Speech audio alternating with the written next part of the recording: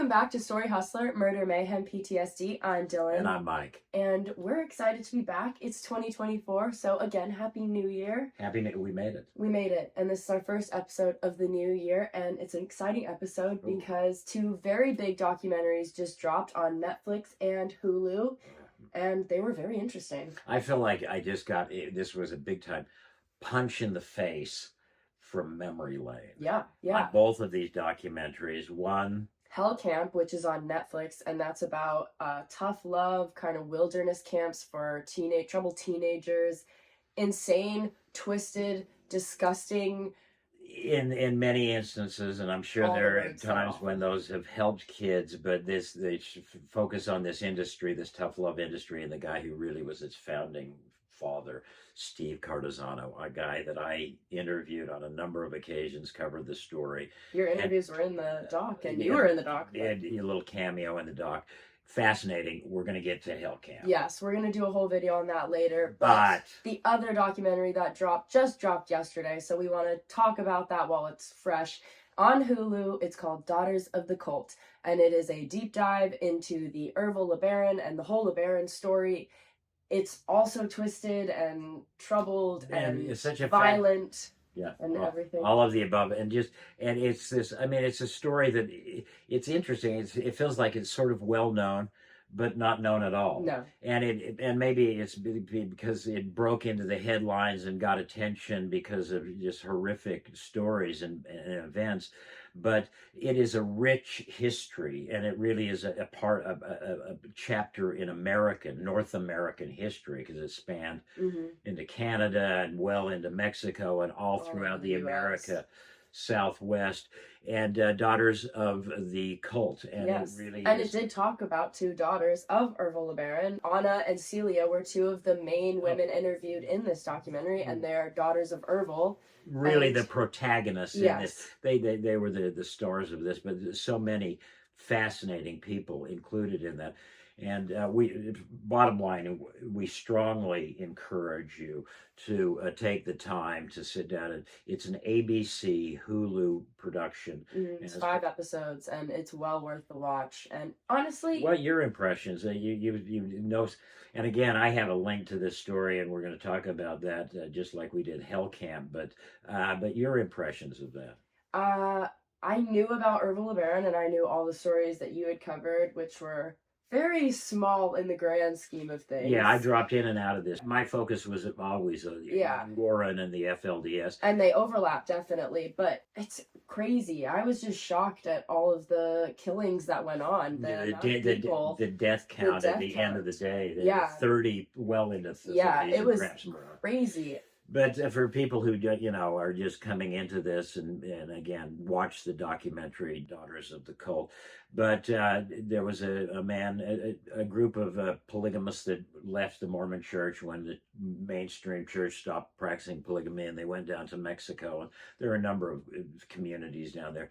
But this one entity established this town known as Colonial LeBaron, named after the town in Chihuahua. And it is the story of the family from that community, and particularly a fellow by the name of Ervil LeBaron.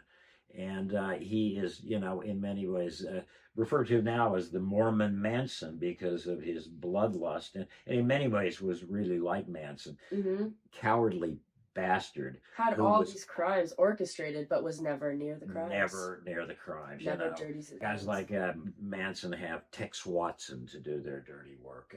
Ervil had a whole slew of his children. But at the core of it, it was Mormon fundamentalism, where the practice of polygamy was the paramount goal in life. And it is the story of, and in many ways, it's so similar, minus the body count.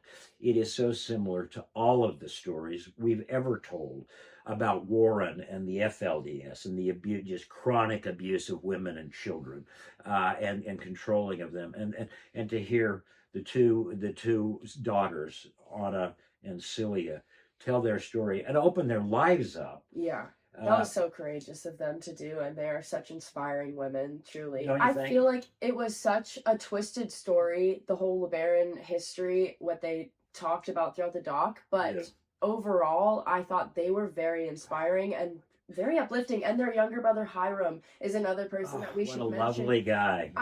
These kids had been through hell and back, and they turned out, from outside perspective, amazing human beings, amazing, strong, perseverant, everything. And that's we had a chance to just talk briefly on the telephone. You and I spent the whole day watching that doc. Yes. And your mom came and sat watching.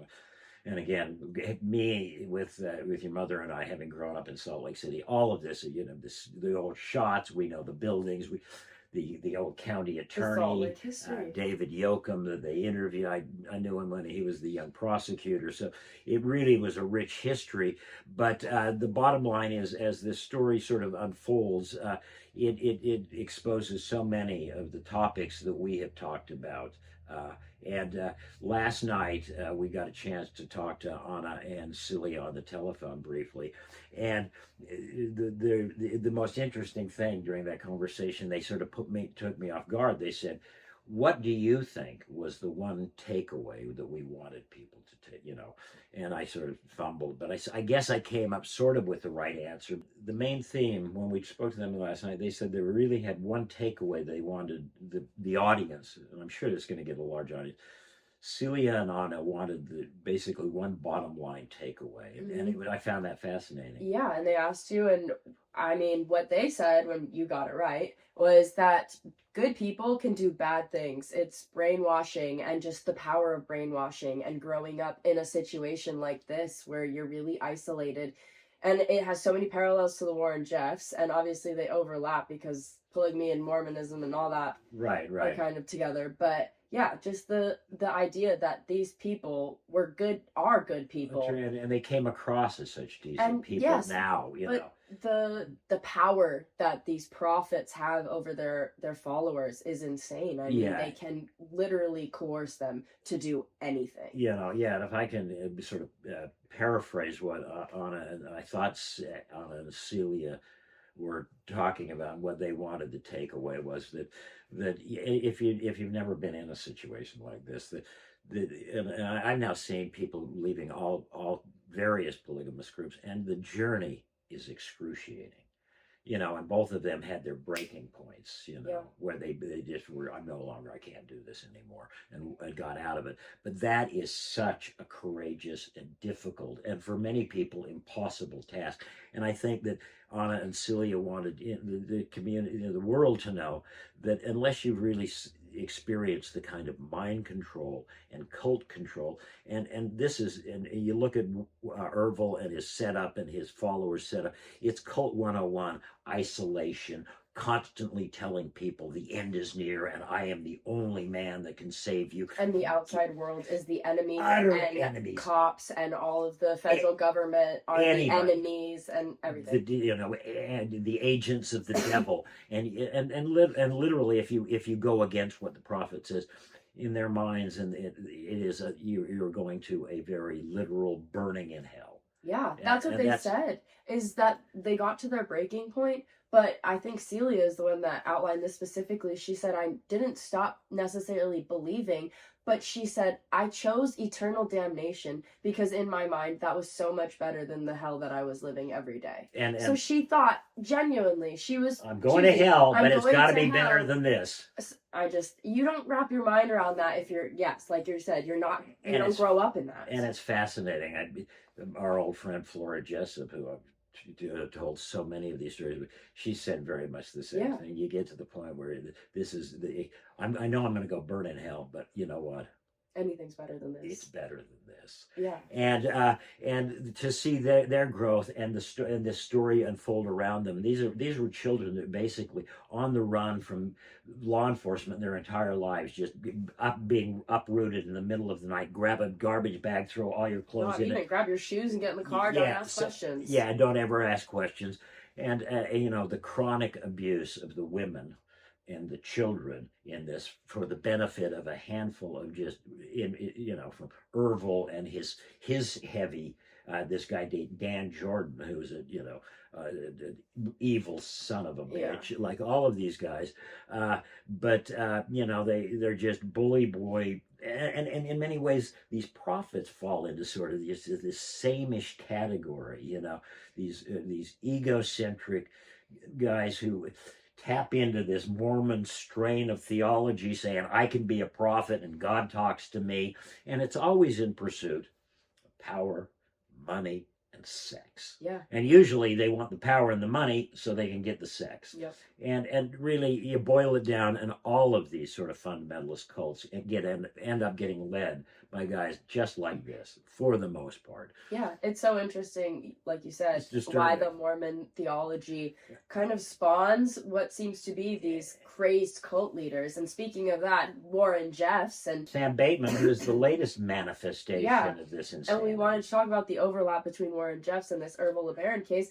And the whole reason you were really involved in the Ervil LeBaron case was because of the Reena Shano story, and that's insane. They dive into that in the documentary on Hulu as well. But Reena Shano was Ervil's young wife. He took her 13th wife, but she was a young teenage bride, and he just brainwashed her groomed her into killing rival polygamous leader Rulin Allred. Yeah, and this is fleshed out in great detail. Yeah, you covered her and her story later in her life. And I think that's really a fascinating part of this documentary, because you'll see, if you watch it, you'll see a great deal about a woman named Reena Shano. Yes. You're connected to her because she came out of hiding, really, to talk with you about the Texas raid. Yeah. When Warren's compound got raided in Texas. And she didn't do it for glory or anything like that. She did it to talk about the impacts of growing up in these communities. Well, and I think that's the link,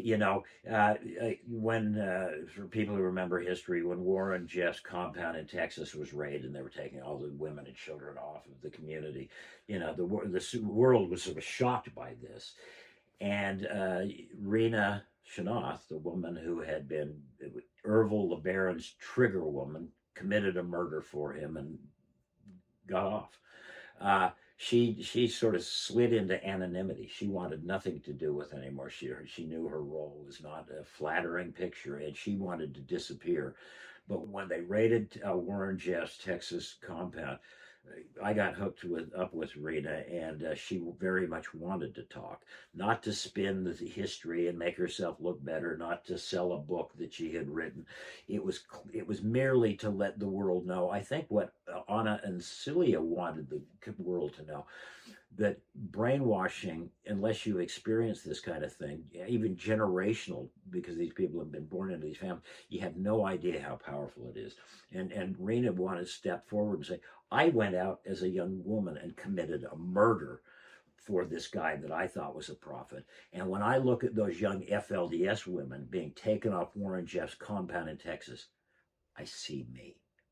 And she wanted the world to know that this is what these people have been through. And it's a horrific journey to get out of that stuff, and they're in hell, but they haven't decided that hell is better to get out. And it's so Reena sat down with me and did, I think, the one and only interview she's done in sort of latter life. They had lots of sound bites of her around her trial, and when she was selling a book, and when she appeared on stage, Jesse Raphael. That's a fascinating story. But I really admired, I got to say, in my contact with Reena, who again doesn't come off great in this document, I thought she was very noble, stepping forward, not trying to, again, spruce up her image or spin history. She just wanted to say, the world should know this is what mind control and cult control did to me. It led me to kill a man in cold blood. And these young women are going through exactly the same thing. And in that cult, it was kind of a kill or be killed mentality. Certainly in LeBaron. We want to talk about the impactful moments, and I thought Ervil killing his own daughter Rebecca, who was pregnant at the time. He just had her taken out to the mountains, strangled and buried. Because she was mentally ill is how they labeled her. Probably a headstrong young woman who was wanted out. And just was causing trouble. And for those guys who have those, again, Cult 101, isolation, control, and you get somebody who's a woman woman who's talking or doing something They're that's gonna out of poison line, the community. they may go out and tell the cops. Mhm. This is what, in Warren's downfall, young women started coming out and telling their stories to me, or telling them to Flora or somebody, and we'd get them on television, and suddenly the outside world couldn't ignore it. So she had to be dealt with. So yeah, one of the early murders that is attributed to Ervil is basically having some of his goons take his own daughter, pregnant daughter, Rebecca, out into the mountains of Mexico, strangle her, and bury her. One of many horrific murders, the assassination attempt on the polygamous leader Rulon Allred in Utah. Success. Yeah. Oh, that's right. Exactly. Very successful. And then what they go into again with great detail, the infamous 4 o'clock murders, in where 4 people were basically assassinated at the same moment in different locations. Houston, different locations, including a 12-year-old little girl who just happened to be there with her dad. And all because even from the grave, he had his hit list, and it was still circulating. By that, this spans so much time, but Ervil was ultimately busted and put in the prison at Point of the Mountain, Utah, where he had a heart attack or may have been strangled. But even he'd left behind some manifesto about a whole slew of people who need to be killed. And all his followers who wouldn't do his due diligence and come break him out of prison. And people who had been close to him and then not followed his order.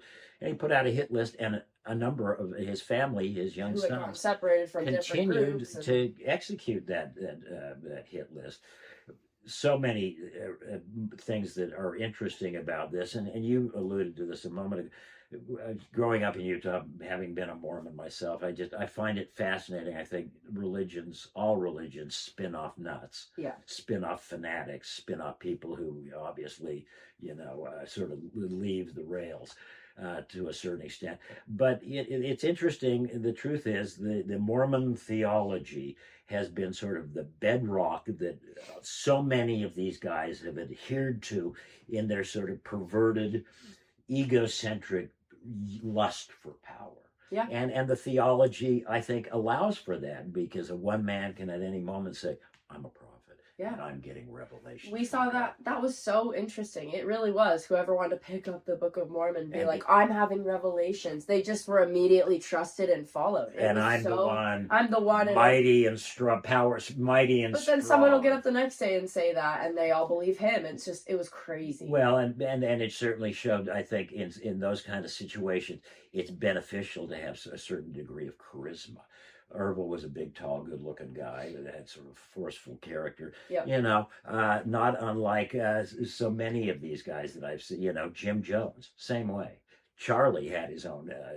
So with cults, Mormon cults, all of them have so many similarities that is very disturbing. But having just been a student of Utah and Mormon history for all of my life, I would say, I find it fascinating that theology spins off so many guys like this.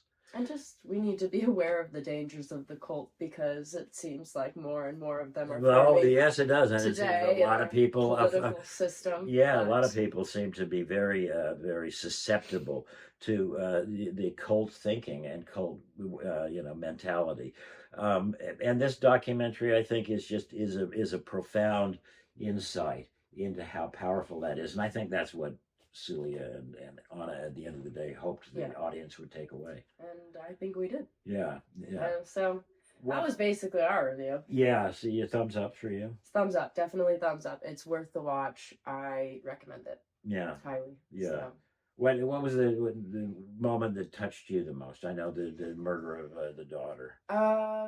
Like I said, we talked about Hiram. I thought he was just a touching story as well. And just a little boy who blamed himself for events that were just completely out of his control. Such a sweet, and turned into what seemed to be a sweet man. Yeah, and thoughtful, very thoughtful. And I mean, at the end of it, I kind of loved when he said, I think all religions are cults. That's where my opinion, and I might take some heat for that, but I think there's a difference between religion and having faith in something. No, there's no question about it. Yeah. So, but yeah, I thought he was a heartbreaking but also heartwarming story. Yeah, and I think they all came across so well, because I also think that Celia and Anna wanted to basically reclaim their name. Yeah. Which is very interesting. Yeah. I mean, because it's a large family, and they point this out at the end of the documentary. It's one of the largest family names in North America. It's like 7,000. I grew up with lots of LeBarons in Salt Lake. Your mother had a good friend as a child,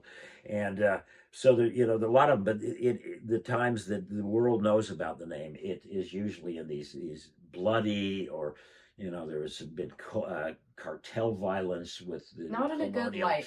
And and these women want to stand up and say we're very proud of it because and I'm having dealt with a number of LeBarons over the course of time doing stories on the family, wonderful people, wonderful people, very intelligent, and I think Celia and Ani just want to say we're tired of having to live in the shadow. We're claiming this, and as one of the daughters of Mark Shanoff, the guy who was murdered, they said, we're going to own this bitch. Yeah. This is our history. This is our name. And there's a lot of people who are very strong, like us, who have gotten out of this. And And Anna and Celia said, why is our dad able to just define who LeBarons are? Like just one man. That, and so to their more power to them. And we really do admire both of them. But we've spoken. We're hoping to maybe get them on the show at some point. Yeah, coming up. Hopefully we can interview them, see their thoughts. But, yeah. Yeah, and then we also want to talk about Hell Camp. So that's coming up later on, but that's our review. Yeah, I just felt like we had to get a lot off our chest with that thing. I felt that was really an experience for me. It was, yeah. And if you don't know about it, you should know about it. So that's it. So enough rambling. Yeah. Hell Camp is coming. We got an ambitious sort of agenda for 2024. We'll see if we can get it done. But this is Story Hustler, Murder, Mayhem, PTSD. Thanks for being with us. Yeah, I'm Dylan. I'm Mike. Like and subscribe. Oh, thank you.